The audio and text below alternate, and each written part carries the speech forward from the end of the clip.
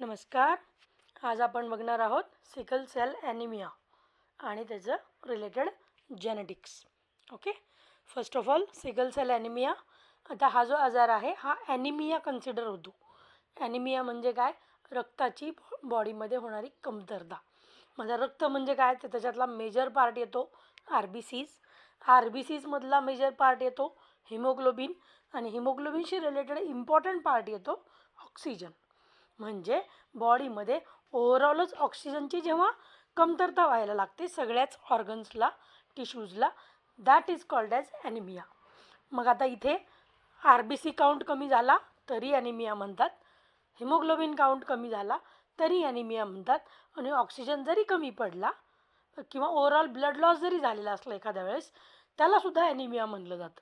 ठीक आहे, जर बॉडी लवकर तो ब्लड लॉस भरून काढू शकली नाही that is also called as anaemia. Okay, मग आपण जो ॲनिमिया आता इथं बघणार आहोत that is sickle cell anaemia. हा वेगळा पडतो थोडासा, कारण हा जेनेटिक आहे. जेनेटिक म्हणजे काय? इनहेरिटेड आहे, अनुवांशिक आहे. ओके, मग जेनेटिक आहे म्हटल्यानंतर मग आता याचं जेनेटिक्स असणार, याचं ट्रान्सफर ऑफ जीन्स असणार, त्याच्यामुळे होणारा गोंधळ असणार, आणि या सगळ्या गोष्टी ओघाने आल्या. ठीक आहे, so first of all sickle cell म्हणजे काय हे बघा. सो आपली जी आर-बी-सी आहे ती राऊंड स्ट्रक्चर आहे, तिचा गोल गरगरीत आहे, राईट. पण सिकल सेलच्या बाबतीत काय होते? ती होते विळ्याच्या आकाराची. ओके, विळ्याच्या आकाराची, किंवा डायरेक्टली ती रिड्यूस होऊन जाते 25 to 35% दिसते ती फक्त, आणि बाकीची सगळी गायब होते या आजारामध्ये, या डिसऑर्डरमध्ये. मग डिसऑर्डर रिलेटेड आहे कशाशी? तर तो रिलेटेड आहे हिमोग्लोबिनशी, कारण आर-बी-सी बनलीच मुळात कशासाठी आहे? हिमोग्लोबिनला स्टोअर करण्यासाठी बनलेली आहे. विश्वास बसणार नाही तुमचा, एका डोळ्यांनी न दिसणाऱ्या आर-बी-सीमध्ये 28 करोड मॉलिक्युल्स असतात हिमोग्लोबिनचे. 28 crore, it is 280 million molecules of hemoglobin are present in the one आर-बी-सी. जी डोळ्यानं दिसत पण नाही तिच्यामध्ये एवढा मोठा काउंट आहे. ओके, मग तो काउंट जर का डिस्टर्ब झालेला असला, तो काउंट जर का ॲबनॉर्मल झालेला असला, तर आपण तिथे त्याला कसं कन्सिडर करणार आहोत? हे बघा, या पिक्चरमध्ये तुम्हाला दिसेल तो जो शेप आहे आर-बी-सीचा तो प्रचंड बिघडलेला आहे आणि प्रचंड रिड्यूस्ड झालेला आहे. मग आता एवढ्याच रिड्यूस्ड फॉर्ममध्ये किती हिमोग्लोबिन ते घेऊन जाणार, किती हिमोग्लोबिन कॅरी करणार हे लक्षात घ्या. ओके, मग तेवढी कमतरता ऑक्सिजनची प्रत्येकच ऑर्गनला, प्रत्येकच टिश्यूला दरवेळेला फेस करत बसावं लागतं. हा मेजर प्रॉब्लेम आहे. ओके, आता बघूयात हा प्रॉब्लेम होतो कशामुळे. तर इथं आपण जे बघतोय ते आहेत दोन जीन्स. एक आहे HbA जीन, दुसरं आहे HbS gene. HbA is a normal gene, HbS is a sickle cell anaemic gene.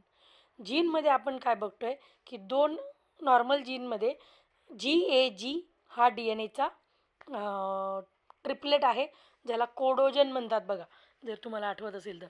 It is called as codogen. मग आता GAGच्या अपोजिट काय बनणार? CTC. As per the rule of complementary base pairing, G will bond with C and A will bond with T. कशामध्ये? फक्त DNA मध्ये.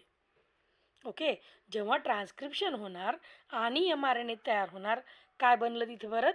GAG. आणि हा जो GAG आहे हा 6वा अमायनो ॲसिड बनवतो हिमोग्लोबिन चेनचा. नॉर्मली तो 6वा अमायनो ॲसिड आहे ग्लुटामाइन. ओके, 6वा अमायनो ॲसिड आहे ग्लुटामाइन. मग आता जेव्हा सिकल सेल ॲनिमिया होतो त्यावेळेला एक्झॅक्टली काय होऊ लागलं? तिकडच्या उरलेल्या अर्ध्या पार्टमध्ये तुम्ही बघा, त्या जीनमध्ये गडबड काय झाली? GAGच्या ऐवजी बनलं GTG. कोडोजनच बदलला पूर्ण. ओके, मग त्याच्यानंतर त्याचा कॉम्प्लिमेंटरी बेस पेअरिंग काय बनू लागला? CAC. जो की ट्रान्स्क्रिप्शनमध्ये काय होऊ लागलं? mRNAमध्ये it is getting converted into GUG and not the GAG. कोडॉनमध्ये बदललं. कोडॉनमध्ये बदलल्यामुळे 6वा अमायनो अख्खा ॲसिडच बदलून जातो and it get converted into another amino acid that is called as व्हॅलाइन.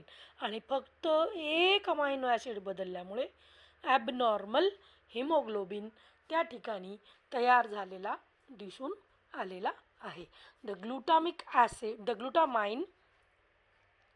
glutamine or glutamic acid is replaced to valine and the disease gets start. Okay, याच्यामध्ये आता तुम्ही जर नीट बघितलं तर याला अजून एका शब्दांनी ओळखलं बघा. या व्हिडिओमध्ये आपण नीट लेवलचे बरेच पॉईंट्स कन्सिडर केलेले आहेत. ओके, तर आता इथला अजून एक महत्त्वाचा पॉईंट हा आहे की एक न्यूक्लियोटाईड बदलला फक्त DNA चा तर सिकल सेल ॲनिमिया झालेला आहे. मुद्दा लक्षात घ्यायचा. एक न्यूक्लियोटाईड आणि या एक न्यूक्लियोटाईडच्या बदलण्याला म्हणलं जातं point mutation. It is called as point. Point म्हणजे काय, एकच न्यूक्लियोटाईड बदलला आणि सगळाच गोंधळ उडून गेला. This type of mutation is called as point mutation. आता नीट लेवलला काय काय लक्षात ठेवणार तुम्ही?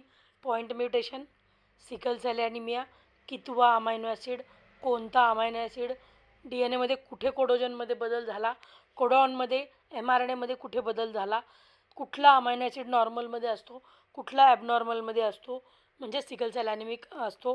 हे सगळं तुम्हाला कसंही उलटंपालटं करून विचारलं जाऊ शकतं नीटच्या एक्झाममध्ये. सो त्या हिशोबाने तुम्हाला हे सगळं लक्षात ठेवायचं आहे. ओके, आलं इथपर्यंत लक्षात? एनी डाऊट आणि काहीही कन्फ्युजन असतील तर मला नक्की विचारा. I will clear that. Okay, thank you.